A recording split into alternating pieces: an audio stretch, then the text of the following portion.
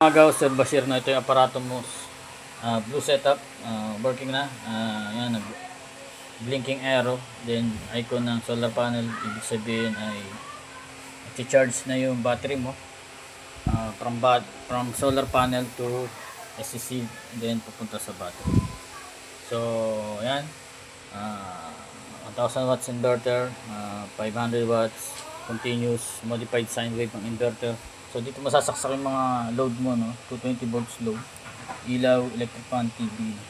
Then yan, working yung inverter. So saksak natin itong 220 volts ko na electric fan natin dito.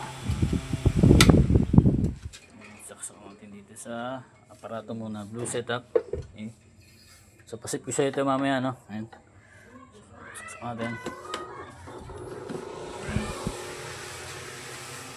So pwede ka mag mobile charging dyan, walang problema, no? TV electric fan sabay, daytime walang problema.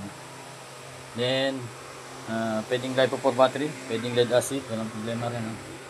So pasit ko siya ito maya maya, no? If ever na magpalit ka ng battery, pwede mo na mag-chat or video call.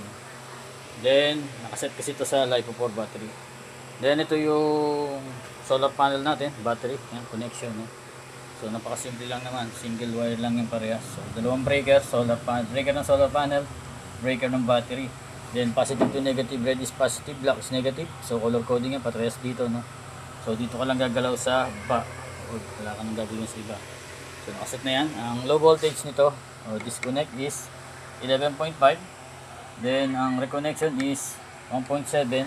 So 11.5 plus 1.7 is 13.2 ang reconnection para umilaw ang LED red. Pag nawala yung LED red, mamamatay yung inverter natin. Ibig sabihin na lobat ka ng 11.5. So kailangan mo i-charge ulit ng 13.2 para mag-reconnect. Okay. So yan. Patayin natin ang aparato natin, no? So kagaya sa bahay, tanggalin muna yung mga load. Then unahin mo yung solar panel, no? Pag i-off mo yung aparato. So mawawala yung solar panel icon, then yung battery. Ayan.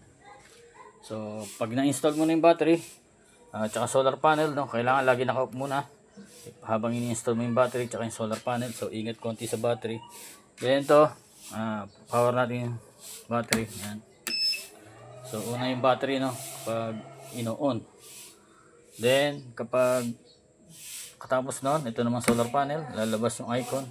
So ibig sabihin good ang polarity mo. Pag baliktad, hindi gagalaw yung icon mo dyan, no, ng solar panel. So good dyan, nakatama yung polarity niya. So yun lang naman pag-install niya, sir. So power na kagad yung inverter natin dahil mataas ang battery. Then lagay uli natin yung load, 220 volts electric fan. Ayan.